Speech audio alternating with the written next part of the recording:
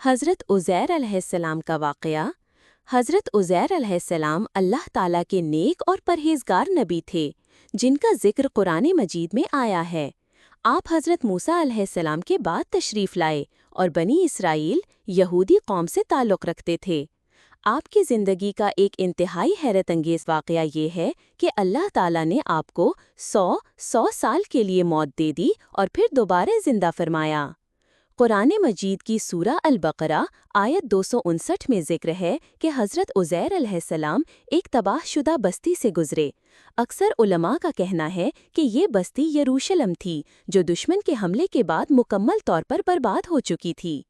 हज़रत उज़ैर अलैहिस्सलाम ने ताज्जुब से कहा, अल्लाह इस बस्ती को इसकी मौत के बाद कैसे ज़िंदा करेगा?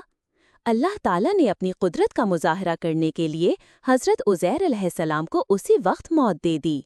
आपका जिस्म महफूज रहा, यहाँ तक कि आपका खाना और पानी भी ख़राब नहीं हुआ।